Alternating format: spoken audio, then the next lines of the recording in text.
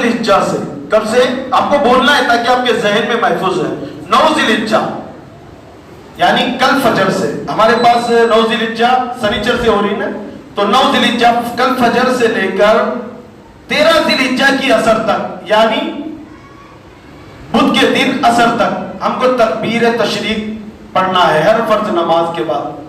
وہ تکبیر تشریق کیا ہے؟ اللہ اکبر اللہ اکبر اللہ اکبر اللہ اکبر لا الہ الا اللہ اللہ اکبر وللہ الحمد. اور عید کی نماز کو آتے ہوئے بھی آپ بات کرتے نہیں ہیں, یہی تکبیر پڑھتے ہوئے آئے. اور ہر فرض نماز کے بعد 1 مرتبہ واجب ہے اور 3 مرتبہ افضل ہے. تو انشاءاللہ العزیز ہم اس کا بھی اہتمام کریں گے, اور عید کی نماز کا انشاءاللہ العزیز مغرب کے اندر اعلان کیا جائے گا کہ عید کی نماز ہماری مسجد کے اندر کب ادا کی جائے گی. آپ لوگ انشاءاللہ العزیز ہمارے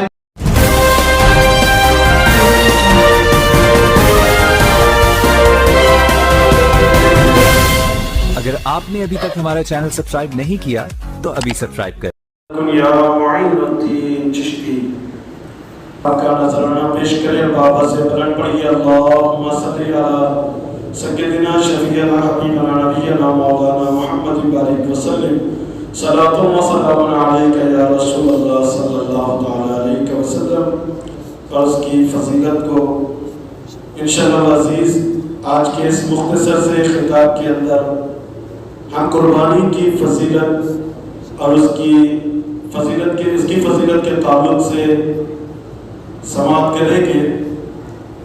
عزیزان محترم, اللہ رب العزت قرآن کریم میں ارشاد فرماتا ہے لن تنالوا البر حتى تنفقوا مما تحبون, کہ تم نیکی کا درجہ ہرگز پا نہیں سکتے, تم نیکی کا درجہ ہرگز پا نہیں سکتے, حاصل نہیں کر سکتے جب تک کہ اپنی محبوب چیز کو اللہ کی راہ میں قربان نہ کریں.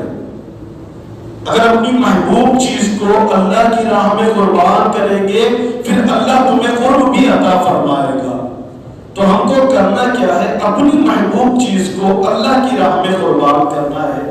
اور بات قربانی کی ہے تو قربانی کہتے کسے ہے, اور قربانی جو ماخوذ قرب سے ہے. بندہ قربانی کس لیے کرتا ہے؟ کیا گوشت کھانے کے لیے قربانی کرتا ہے؟ نہیں عزیزان محترم, بندہ گوشت کھانے کے لیے قربانی نہیں کرتا. ورنہ حجاج کرام سے دیکھیں کہ جب حج کے لیے جاتے ہیں نا تو صرف جانور بتا دیا جاتا ہے یا تو کسی کو فون کر کے بتا دیا جاتا ہے. ان کو تو گوشت بھی پتا نہیں ہوتا کہ گوشت ہے یا نہیں, ان کو تو گوشت کا حصہ بھی نہیں ملتا, بس ان کے نام سے قربانی کر دی جاتی ہے. اب بتائیے تو ان کا مقصد تو گوشت کھانا نہیں ہوا نا. تو قربانی سے مقصد گوشت نہیں ہے, قربانی سے مقصد غذائیت نہیں ہے, قربانی سے مقصد اور کوئی منفیت نہیں ہے. قربانی کا اصل مقصد یہ ہے کہ کسی نے کہا تھا کہ جان دے دی ہوئی اسی کی تھی, حد تو یہ ہے کہ حق ادا نہ ہوا. یعنی قربانی کا جو مقصد ہے وہ یہ ہے کہ بندہ اللہ کا قرب حاصل کر لے, جو اللہ نے حکم دیا ہے اس کے اوپر عمل پیدا ہو جائے. عزیزان محترم, تو بات اگر قربانی کی ہے, صحابہ کرام نے آقا علیہ الصلوۃ والسلام سے پوچھا یا رسول اللہ صلی اللہ تعالی علیہ وسلم قربانی کیا ہے؟ آقا علیہ الصلوۃ والسلام نے فرمایا قربانی تمہارے باپ حضرت ابراہیم علیہ الصلوۃ والسلام کی سنت ہے. عزیزان محترم, یہ قربانی کا جو عمل ہے نا اس کو کر گزریے, بہت ہی اہم مسئلہ ہے. اور بہت ہی آج اگر بات مال کی ہے تو ہمارے اندر یہ جذبہ ہونا کہ مال تو کیا چیز ہے, اے اللہ اگر تو حکم دے دے تو ہم اپنی جانیں بھی قربان کر دیں گے. یا رسول اللہ یہ جان یہ مال یہ کیا چیزیں ہیں, آپ حکم تو فرمائیں, ہم اپنے آپ پر اپنی جانوں کو بھی اپنی مالوں کو بھی قربان کر دیں گے. اپنے اندر جذبہ ایثار پیدا کریں. عزیزان محترم, تو بات قربانی کی ہے تو قربانی کے چند مسائل ہیں اور قربانی کی اہمیت اور اس کی فضیلت مختصر سا وقت ہے, سب کو تو بیان نہیں کیا جا سکتا.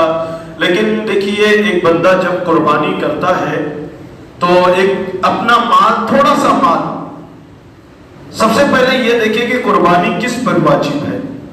پھر بات ہم تھوڑی ترتیب سے بتا دیں گے کہ قربانی کس پر واجب ہے۔ ہر مالی کے نصاب پر اپنی طرف سے قربانی واجب ہے۔ اب مالی کے نصاب کیا ہے؟ جتنا جو نصاب زکوٰۃ کا ہے وہی قربانی کا ہے۔ یعنی اگر کسی کے پاس 52.5 تولے چاندی ہو یا اس کی رقم ہو، آج کے حساب سے دیکھ لیں آپ 52.5 تولے چاندی کتنے کی ہے، وہ حساب لگا لیں، اتنی رقم آپ پر ہے، آپ کے پاس ہے تو آپ پر قربانی واجب ہے، اب قربانی کر گزریے۔ یا 7.5 تولے سونا، یہ قربانی کا نصاب ہے۔ عزیزان محترم، اور قربانی اور زکوٰۃ میں فرق یہ ہے کہ زکوٰۃ اس پہ واجب ہوتی ہے جس کے پاس اتنا پیسہ سال گزرنے تک رہے، اس کے اوپر زکوٰۃ واجب ہوتی ہے۔ لیکن قربانی کے لیے حکم یہ ہے، اگر کوئی عید کے دن اگر کسی کے پاس پیسہ آ جائے یا دوسری یا تیسری عید کے دن پیسہ آ جائے تو اس کے اوپر بھی قربانی واجب ہے، وہ قربانی کرے۔ یقیناً یہ اسلام ہم تک پہنچا ہے نا، بڑی قربانیوں سے پہنچا ہے۔ ہمارے اسلاف نے اپنے گھر کی، اپنے کل کی، اپنے مال کی، اپنی اولاد کی قربانی دی ہے۔ جب جا کر اسلام ہم تک پہنچا ہے تو اسلام کی قدر کیجیے اور قربانی کی اہمیت کو سمجھیے۔ عزیزان محترم، جب بندہ جو مالی کے نصاب ہے وہ اپنے مال کا تھوڑا سا حصہ، اپنے مال کا تھوڑا سا حصہ خرچ کر کر ایک جانور خریدتا ہے، پھر اس کو اپنے ہاتھوں سے چارہ پانی کرتا ہے، غذا دیتا ہے، اس کو اس جانور سے انسیت ہو جاتی ہے، محبت ہو جاتی ہے، اور جب جس دن اس کو ذبح کیا جاتا ہے وہ منظر نگاہوں کے سامنے ہوتا ہے کہ ایک باپ ہے، تپتا ہوا ریگستان ہے، اور باپ کے ہاتھ میں چھری ہے، چھری کے نیچے بیٹا ہے۔ عزیزان محترم، یہ حضرت ابراہیم اور حضرت اسماعیل علیہ السلام کی بات ہے کہ حضرت ابراہیم علیہ السلام کو رب کا حکم ہوتا ہے، ابراہیم اپنی عظیم چیز، اپنی جو قیمتی چیز ہے اس کو میری راہ میں قربان کرے۔ یعنی یہاں پر بیٹے کی قربانی مانگی جا رہی تھی۔ عزیزان محترم، حضرت ابراہیم علیہ السلام سے امتحان لیا جا رہا تھا، اور یہ فرشتے آہ بکا کر رہے تھے، فرشتے شور مچا رہے تھے کہ یہ کیسا منظر ہے، اس زمین کے اوپر، اس آسمان کے نیچے، روئے زمین پر ایسا واقعہ کبھی رونما نہیں ہوا کہ اپنا باپ رب کے حکم سے بیٹے کو ذبح کر رہا ہے، اور بیٹا بھی اتنا فرما بردار ہے کہ کہتا ہے کہ اگر رب کا حکم ہے تو مجھے قربان کر دے، تم یقیناً مجھے صابر پاؤ گے۔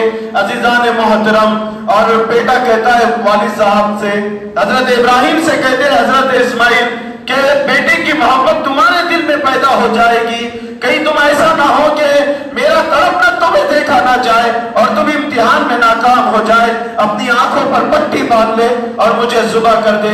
عزیزان محترم، واقعہ آپ نے سنا ہے، لیکن جانور جب ہماری چوری کے نیچے ہوتا ہے وہی منظر ہماری نگاہوں کے سامنے دوڑتا ہے کہ رب کا حکم تھا کہ قیمتی چیز کو قربان کرے، اور انسان کا جذبہ یہ کہتا ہے کہ مالک یہ تو چند پیسوں سے خریدا ہوا جانور تھا، اگر تو حکم دے گا میں اپنا کل مال تیری راہ میں خرچ کر دوں گا، اور یہ مال تو کیا چیز ہے، مالک تو حکم تو دے، میں اپنی اور اپنی اولاد کی جانوں کو بھی تیرے نام پر قربان کر دوں گا۔ یہ جذبہ ہمارے اندر پیدا ہونا چاہیے۔ عزیزان محترم، تو جب یہ تھی قربانی جو حضرت اسماعیل علیہ السلام کی حضرت ابراہیم نے دی، اللہ رب العزت فرشتے حیرت سے دیکھ رہے ہیں، رب سے عرض کرتے ہیں مولا یہ کیا ماجرا ہے؟ جب حضرت ابراہیم علیہ السلام امتحان میں کامیاب ہو گئے، حضرت ابراہیم چھری سے کہتے ہیں چھری چلتی کیوں نہیں ہے، چھری کو بار بار کھینچ کر چلا رہے ہیں۔ ادھر حضرت ابراہیم خلیل اللہ کہہ رہے ہیں، وہ چھری زبان حال سے کہتی ہے، خلیل تو کہتا ہے کہ چل، لیکن رب جلیل کہتا ہے کہ میرے حکم کے بغیر نہ چلنا۔ عزیزان محترم، حضرت ابراہیم امتحان میں کامیاب ہو گئے، حضرت ابراہیم کو کی چھری کے نیچے سے حضرت اسماعیل کو نکالا اور جنتی دمبے کو ذبح کر دیا۔ یہی قربانی ہے عزیزان محترم۔ اللہ رب العزت کو حضرت ابراہیم کی یہ سنت اتنی پسند آئی کہ پھر سب کو حکم دے دیا کہ ابراہیم علیہ السلام کی سنت کو زندہ رکھا جائے، اور الحمدللہ آج تک حضرت ابراہیم کی سنت پر ان سنت کو زندہ کیے ہوئے ہے اور صبح قیامت تک زندہ رہے گی۔ عزیزان محترم، یہ قربانی، یہ ہوتا کیا ہے قربانی سے؟ بندہ قربانی تو کرتا ہے، آقا علیہ السلام نے فرمایا کہ قربانی جب بندہ کرتا ہے تو اس سے حاصل ہونے والا فائدہ کیا ہے؟ کہ تمہارا گوشت پوست اللہ کے حضور پہنچتا ہے؟ نہیں عزیزان محترم، تمہارا اخلاص، تمہارا خلوص کہ کس نیت سے تم نے قربانی کی ہے، یہ رب کے حضور پہنچتا ہے۔ اور قربانی جو کرتے ہیں نا بڑے خوش نصیب ہے، اور ہم ایک بہانہ بناتے ہیں کہ نہیں یہ سال میں قربانی نہیں کروں گا۔ بھائی پوچھا جائے کہ قربانی کیوں نہیں؟ کہا کہ نہیں ابھی میری استطاعت نہیں ہے۔ ہو سکتا ہے کہ آپ کی استطاعت نہ ہو، میں الزام نہیں لگا رہا ہوں کہ ہو سکتا ہے کہ آپ کی استطاعت نہ، بہت سارے بندے ہیں جن کی استطاعت نہیں ہوتی ہے، سفید پوشاک ہوتا ہے لیکن استطاعت نہیں ہوتی ہے۔ کبھی کئی ہوتا ہے کہ گھر میں کوئی بیمار ہے اور پورا پیسہ اس بیماری کے علاج میں لگ گیا، تو ضروری تو نہیں ہے کہ ہر ایک کے اوپر ہم الزام تراشی کریں، لیکن چند لوگ ہوتے ہیں ایسے کہ جن کے اوپر قربانی واجب ہوتی ہے اور بہانے بنا رہے ہوتے ہیں، کل قیامت کے دن وہ بھی دیکھ لیں گے۔ عزیزان محترم، تھوڑی دیر کے لیے ہم میدان محشر چلتے ہیں۔ آپ کو بتاؤ، انسان آرام کے لیے آج بات دیکھیں ہماری معاملہ کیا ہو گیا، 30 ہزار کا موبائل ہمارے جیب میں، گھر کے اندر اگر موبائل کی قیمتیں نکالی جائے نا 50,000 کے موبائل نکلتے، پھر کہتے ہیں کہ قربانی واجب نہیں۔ تو بھئی قربانی کے لیے تو ضروری تھا نا، اتنی رقم ہمارے پاس موجود ہوتی ہے، لیکن ہم سوچتے کہ نہیں قربانی واجب نہیں۔ تو عزیزوں، جن کے اوپر قربانی واجب ہے وہ قربانی کرے، ورنہ وعید سنیں کہ جو لوگ قربانی نہیں کرتے، آقا علیہ السلام نے کیا فرمایا؟ اگر میں کسی سے ناراض ہوں نا تو اس سے بات بند کر دیں۔ ہمارا مزاج کیسا ہو گیا ہے، ہم کسی سے ناراض ہو تو بات نہیں کرتے، اور زیادہ ناراض ہوتے کہتے کہ تم میرے گھر نہیں آنا، میں تیرے گھر نہیں آؤں گا۔ یہ ہوتا ہے نا مزاج، انسان کا مزاج کیا ہوتا ہے؟ اگر ناراض ہوتے کہتے کہ ہم بات نہیں کرتے، اور زیادہ ناراض ہو جاتے کہتے کہ تو میرے گھر نہیں آنا، میں تیرے گھر نہیں آؤں گا۔ اور آقا علیہ السلام فرماتے ہیں کہ جس پر قربانی واجب ہے اگر وہ قربانی نہ کرے تو ہماری عیدگاہ کے قریب نہ آئے۔ آقا علیہ السلام فرماتے ہیں عیدگاہ کے قریب وہ نہ آئے۔ یہ بہت بڑی وعید ہے عزیزان محترم۔ تو اب سوچیں کہ اگر ہم پر قربانی واجب ہے، ہم تھوڑے سے پیسوں سے جانور خریدتے ہیں، آپ کو بتاؤ کہ اگر ہم بہانہ بنا رہے تو شریعت کا حکم کیا ہے کہ جس کے پاس 52.5 تولے چاندی ہو اس کے اوپر قربانی واجب ہے نا؟ بتائیے آقا علیہ السلام پر قربانی واجب تھی؟ میں آپ سے سوال کرتا ہوں، ہم تو مسلمان ہیں نا، آقا علیہ السلام کا کلمہ پڑھتے ہیں، ہم نے تو ہسٹری پڑھی ہے، تاریخ پڑھی ہے، سیرت مصطفیٰ کا ورقردانی کی ہے۔ آقا علیہ السلام پر قربانی واجب تھی؟ خود حضرت عائشہ صدیقہ رضی اللہ تعالیٰ عنہ فرماتے ہیں کہ 3 دن سورج کبھی ایسے نہیں ہوا کہ ہمارے گھر میں چولہا جلا ہو، 3 دن ایسے نہیں ہوتے تھے کہ چولہا جلتا تھا، پھر قربانی کا واجب تھی۔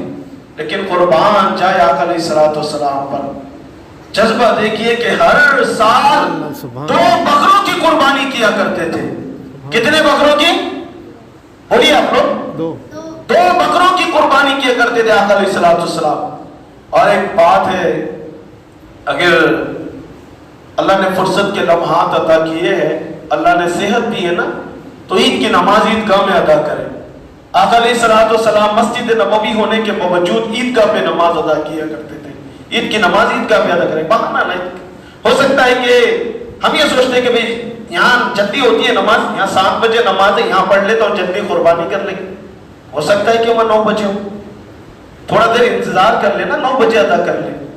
ہاں اگر کبھی عیدگاہ پر جگہ ناکافی ہے تو آپ مسجد میں آ جائیں، پھر جہاں آپ کو نماز میسر وہاں نماز ادا کر لیں۔ لیکن عید کا افضل ہے، عیدگاہ کی فضیلت زیادہ ہے، تو کوشش یہ کریں کہ عیدگاہ کے اوپر عید کی نماز ادا کریں۔ تو عزیزان محترم، یہ جو بات ہماری چل رہی تھی قربانی کی، آقا علیہ السلام نے ہر سال کتنے دمبوں کی قربانی کرے؟ 2، اور خود اپنے ہاتھوں سے ذبح کیے۔ عید کی نماز کے بعد عیدگاہ پر ہی اپنے ہاتھوں سے ذبح کیے۔ اگر آپ بھی قربانی کر رہے ہیں اور آپ اگر کبھی صحیح انداز میں جانتے تو اپنے ہاتھ سے ذبح کریں، ورنہ جو جانتا ہے اس کو بلا کر ذبح کروائے۔ عزیزان محترم، اب ہمارا معاملہ یہ ہوگا کہ ہم آرام دہ چاہتے ہیں کہ ہر چیز ہم کو آرام سے ہونا. ہم گھر سے نکلتے ہیں تو گاڑی بھی ہم ایسی خریدتے ہیں جو آرام دہ ہو, رفتار میں تیز رفتار ہو, ہم گاڑی ایسی خریدتے ہیں. لیکن عزیزان محترم, کل آؤ میدان محشر کی طرف. کل میدان محشر کا عالم ہوگا جب نامہ اعمال تولے جائیں گے. اس کے بعد جو مرحلہ ہوگا وہ ہوگا پل صراط پر سے گزرنے کا. بڑا کٹھن مسئلہ ہوگا. پل صراط کیا ہے؟ بال سے زیادہ باریک ہے, تلوار سے زیادہ تیز ہے. جہنم کی پشت کے اوپر یعنی جہنم کے اوپر رکھا گیا ہے اور اندھیروں کے اندر رکھا گیا ہے. تیز ہواؤں کے اندر ہل رہا ہے. سامنے جنت ہے, نیچے دوزخ ہے, اور اس کے اوپر سے ہر بندے کو حکم ہوگا کہ اس کے اوپر سے چلا جا. جو گناہگار ہوں گے وہ کٹ کٹ کے جہنم میں گر رہے ہوں گے. بڑا ہی کٹھن مسئلہ ہوگا, لیکن حکم تو ہر ایک کو ہوگا کہ اس کے اوپر سے جایا جائے. اب ہمارا مزاج دیکھیں, تھوڑی دیر کے لیے ایک مثال کے ذریعے آپ کو سمجھاتا ہوں. ہم گاڑی عالی شان خریدتے کہ جو دکھنے میں بھی اچھی ہو, چلنے میں بھی اچھی ہو اور جو قیمت میں بھی اچھی ہو. لیکن جب ہم کسی سفر پہ نکلے ہو اور راستے کے اندر اچانک جنگل آ جائے اور جنگل کے اندر ہمارا انجن جام ہو جائے یا کوئی کسی وجہ سے ٹائر پھٹ جائے, اب بتائیے جیسے جیسے سورج بڑھے گا, ہماری جیسے جیسے سورج ڈوبے گا, ہماری دل کی دھڑکنیں تیز ہوگی. نہ جانے کوئی جنگلی جانور حملہ کر دے, نہ جانے کوئی لٹیرے مجھ کو لوٹ لے. ہر طرح کا خوف ہوگا. جیسے جیسے اندھیرا جائے گا اس کا دل بھی بیٹھتا جائے گا, کلیجہ منہ کو آ رہا ہوگا. ایسے وقت کے اندر اگر کوئی عزیز آ جائے, ایسے وقت کے اندر اگر کوئی پہچان والا وہاں پر گاڑی لے کر آ جائے اور کہے کہ چل میں تجھے پار کرا دیتا ہوں جنگل سے, بتائیے خوشی کی کوئی انتہا ہوگی؟ بہت زیادہ خوشی ہوگی نا. کل قیامت کا دن بھی ایسی ہوگا. ہر ایک کو حکم ہوگا کہ پل صراط پہ سے چلو. لوگ دیکھ رہے ہوں گے کہ کٹ کٹ کے نیچے گر رہے ہیں, نیچے جہنم دیکھ رہی ہے. لیکن چند لوگ ہوں گے عزیزان محترم, ان کے لیے جانور آئیں گے, سواری کے لیے جانور آئیں گے. تو لوگ حیرت سے ان کو دیکھیں گے کہ بھئی یہ جانور کون ہے اور یہ اس کے اوپر سواری کرنے والے کون ہیں. تو حکم ہوگا کہ یہ وہ لوگ ہیں جنہوں نے دنیا کے اندر رب کی رضا کے لیے ان جانوروں کو قربان کیا تھا. اللہ نے آج ان کی سواری کے لیے ان کو پیش فرما دیا ہے. تو کل پل صراط کی سواری کے لیے بھی جانور پیش ہوگے. اور ایک روایت میں ہے کہ ان کے جتنے جانور ہیں فضیلت کے تعلق سے صحابہ نے کہا کہ یا رسول اللہ اس کی فضیلت کیا ہے؟ آقا علیہ الصلوۃ والسلام نے فرمایا کہ قربانی کے خون کا قطرہ زمین پر گرنے سے پہلے قربانی اللہ کے حضور قبول ہو جاتی ہے. جتنے بال ہوتے ہیں اس کے بدلے ایک ایک نیکی دی جاتی ہے. اتنی فضیلتیں ہیں عزیزان محترم. تو جن لوگوں پر قربانی واجب ہے وہ قربانی کرے, اور قربانی کے چند مسائل ہے وہ اطمینان سے سن لے تاکہ بعد میں کوئی مسئلہ نہ ہو. قربانی جس پر واجب ہے وہ قربانی کرے. اپنے ہاتھوں سے کر سکتے ہیں تو اپنے ہاتھوں سے کر لے, ورنہ جو جانتا ہے اس کے ہاتھ سے کرائے. اب قربانی کے گوشت کی تقسیم 3 حصے کیے جائے. ایک حصہ اپنے لیے رکھا جائے, ایک حصہ دوست احباب کے لیے, رشتہ داروں کے لیے, اور ایک حصہ مسکینوں اور غریبوں کے لیے رکھا جائے. عزیزان محترم, ہم یہ تو ہمیشہ گوشت کہتے ہیں, گوشت کوئی بڑی چیز نہیں ہے, لیکن محبت بھی بہت بڑی چیز ہے. عید کے دن بھی اگر کسی کے گھر میں دال بنی نا تو کل ہم سے پوچھا جائے گا. جس کے بچے اگر بازو والے کے گھر سے خوشبو آئے گوشت کی تو ہم سے پوچھا جائے گا کہ تیرے گھر میں تو فریج میں گوشت سڑ رہا تھا, بازو والے کا خیال نہیں آیا؟ کہ صحابہ کی زندگی صرف پڑھنے کے لیے تھی, رسول اللہ کی زندگی صرف بیان کرنے کے لیے تھی. اس کے اوپر عمل کب کرو گے؟ عمل کی ضرورت ہے عزیزان محترم. اگر ہمارے علاقے کے اندر کوئی غریب ہے تو اپنی ذمہ داری سمجھتے ہوئے اس کے گھر پہ خود جائے اور جو بن سکتا ہے اس کی امداد کرے.